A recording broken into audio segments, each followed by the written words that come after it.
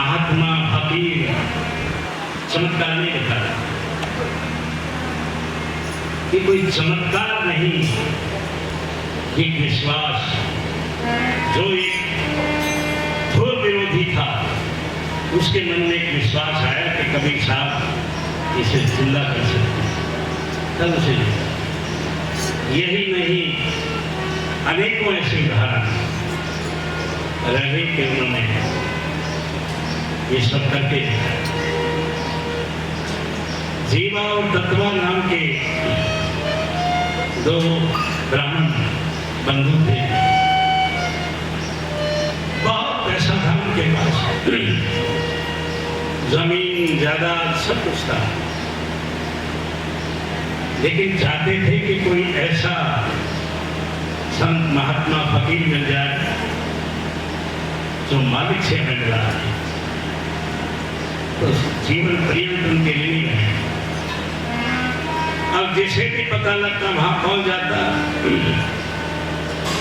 अच्छा खाने को प्रसाद मिलता, चलते वक्त दक्षिणा मिलती, तो हजारों हजारों हजारों लोग आते।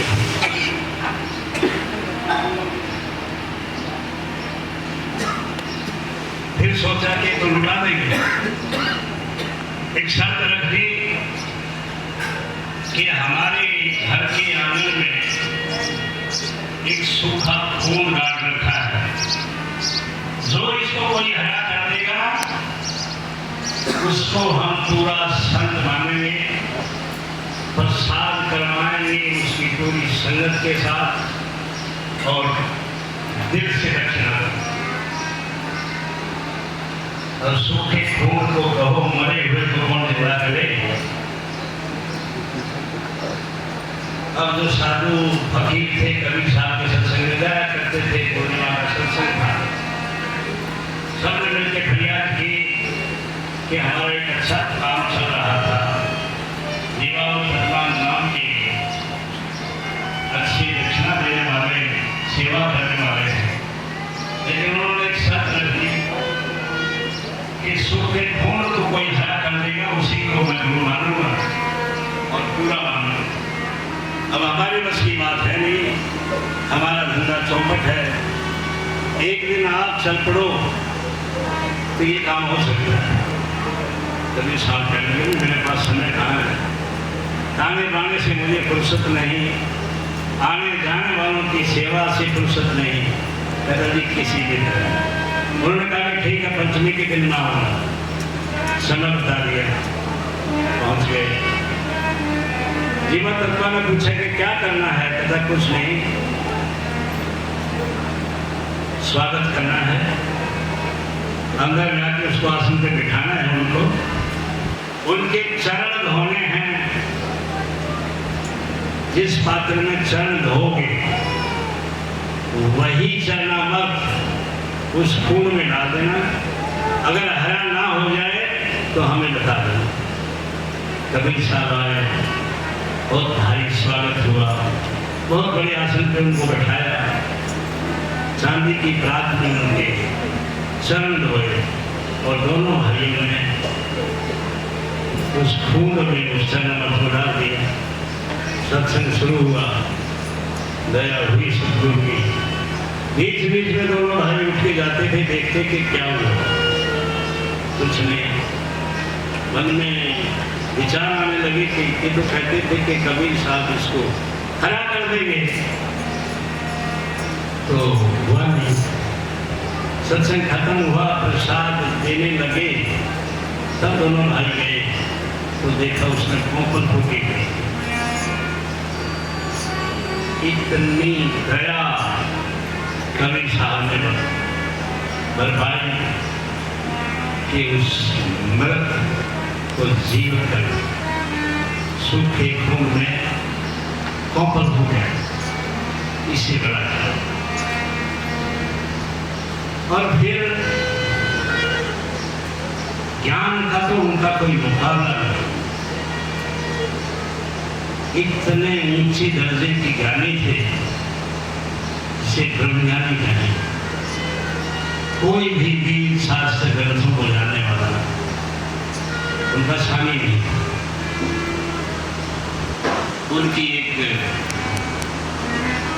शिष्या थी सरस्वती नाम से, दूर किसी रियाज से आ रही और बहुत ऊंचे दर्जे की सत्संगत विश्वास रखने वाली, प्रतीक रखने वाली थी। उसका लड़का गुरुकुल से पढ़ के वेद शास्त्रों का ज्ञान लेकर आया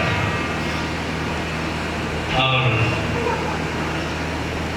वो बहुत महारत रखता था, इतने कि उसका कोई मुकाबला नहीं कर सकता। और इस तरह उसने अपना नाम सर्वजीत रख दिया। सर्वजीत के माने है सबको जीतने वाला, क्योंकि जहां भी साथ साथ होता था उसमें जीत जाता था। मां ने कहा कि बेटा मैं तब मानूं जब मेरे गुरु कबीर साहब को तुम साथ सामने पास कर। ऐसा वो तो अनपढ़ गंवार है, ऐसा तुम्हारे लिए अनपढ़ गंवार है, तुमने सुना होगा, हमने तो उसको देखा है, उसका कोई मुकाबला नहीं कर सकता। ऐसा ठीक है, कहाँ काशी में रहते हैं, कहाँ उनकी बस्ती है, एक झोंपड़ी में रहते हैं वो वहाँ। कहता ठीक है मैं चला जाऊंगा, अगर जीत गया तो मेरा नाम विश्व जीत हो गया। कहता ठीक है तू जीतेगा तब ना। कहता हाँ जीतूंगा। अभी घोड़ा गाड़ी होती नहीं थी, बैल पे घोड़ा डाला और दोनों साइड से उसको भर लिया वेदों से, ग्रंथों से, शास्त्रों से, पुराणों से, कि कहीं कुछ चीज की जरूरत पड़ी तो निकाल कर दिखा दें कि ऐसे पैदल चलना होता था। और पहुंच गया उस बस्ती में जहाँ कबीर साहब थे। वहाँ एक लड़की थी, गली में पूछा कि कबीर का घर कहाँ है। वो हंसने लगी। फिर पूछा है बता कबीर का घर कहाँ है। वो और ज्यादा हंसने लगी। कहती पागल है क्या। तब उसने कहा कबीर का घर गगन में, जहाँ सलैली शैल आमने पहुंचे कपिल का। पंडित क्यों भर रहा बैल। वो कमाली थी जिसने दिया कि कबीर का घर तो गगन में है, सचखंड में है, जहाँ सरली शैल, जहाँ सब कुछ है, सब कुछ मजे मजे। पाँव में पहुंचे कपिल का, वहाँ कोई जीव जंतु नहीं पहुंच सकता। और तू मैं भरकी लेके आया। फिर भी कमाल ने इशारा कर दिया कि वो जो सामने कुटिया है वो कबीर साहब की।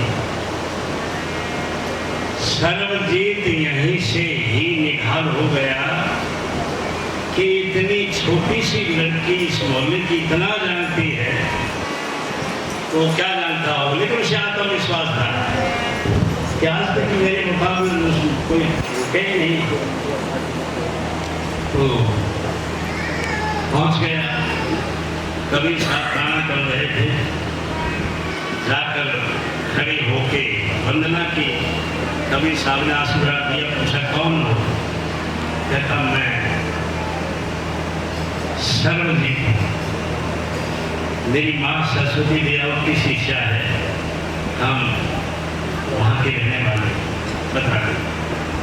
कबीर साहब ने कहा बैठो। कहता नहीं मैं बैठू नहीं, जल्दी में आ मेरे साथ शास्त्रार्थ करो। कभी बैठोगी तो बैठाया, जलपान कराया। कहता बताओ। कहता मेरे साथ शास्त्रार्थ करो। क्या। कहता ये बैल के ऊपर जो घोड़ा है ना, इसमें कई शास्त्र ग्रंथ है, कई लिखा। तो कबीर साहब मुस्कुराए और ये बात परमपिता नारायण जी शायद ने थी, बड़े नहीं थे लेकिन मुक्तावला नहीं था ब्रह्म ज्ञान और शास्त्रार्थ। बहुत तरह की पुस्तकें आश्रम में हुआ करती थी और कभी उदाहरण देना हुआ तो बता देते थे कि जाओ घटरामान ले आओ, घटरामान के फला पन्ने पे ये लिखा हुआ। वो था क्या, उनके साथ मास विद्याधर या दूसरे लोग बैठा करते थे, जो बने बात उनसे वो पढ़वाया करते थे, पूछा करते थे भाई ये कितने पृष्ठ पे है, तो बता दिया करते थे। इतनी याददाश्त थी उनकी कि वो बता दिया करते थे कि ये चीज वहां लिखी है। और ये तो सरल जी था। कबीर साहब ने कहा देख भैया मैं तो अनपढ़ निरक्षर हूँ, मैं देश शास्त्र को क्या जानूं। कहता नहीं माँ कहती है, कहते ये तो उसका विश्वास है, मैं नहीं जानता कुछ। कहता फिर आप हार मांगते हो। कहता हाँ मैं तो हारा बैठा हूँ। कहता क्या करना है। शरणजीत ने एक प्रश्न निकाला सफेद, उन दिनों कलम दवात होती थी, ये पेन पेंसिल तो बाद में आई। कलम निकाली, उसमें कहा इसमें लिख दो कि सर्वजीत जीता और कबीर हारा। वो कहता भैया मेरे तो लिखना भी नहीं आता। कहता मैं लिख लूं। कहता हाँ लिख लो। लिख लिया, सर्वजीत जीता कबीर हारा। कहता दस्तखत कर दो। कहता मेरे को दस्तखत भी करने नहीं आता। कहता गुट्ठा लगा दो। गुट्ठा लगा।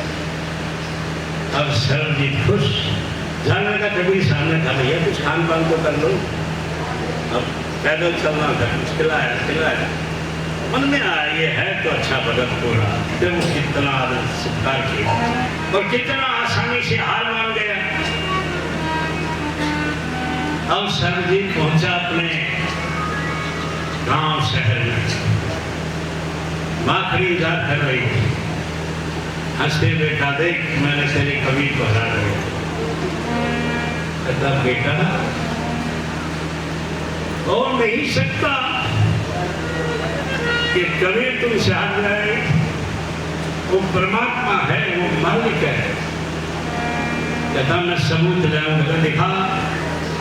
कहता ये देख वहां पढ़ी लिखी थी, साफ लिखा हुआ सर्वजीत जीता कबीर हारा। कहता अच्छा तू पढ़ के बता। जब सर्वजीत ने पढ़ा तो उसमें लिखा था कि कबीर जीता सर्वजीत हारा। माथा पकड़ के बैठ गया कि मैं खुद लिखने वाला हूं तो ये उल्टा कैसे हो गया। कहता मां कुछ गड़बड़ हुई है, वो तेरा गुरु है ना, ये जरूर जंतर मंतर तंत्र को जानता है। कहता नहीं, वो तो कहता है जंतर मंतर सब झूठ है, मत भरमो जन कोई, सार शब्द के जाने बिना काला हंस ना हो। वो तो लवे नहीं है इस चीज के। कहता मैं एक काम करते हैं, कल फिर जाऊंगा। कहता तेरी मर्जी। अगले दिन लिया बैल बोरा और सारे शास्त्र रख के और चल पड़ा।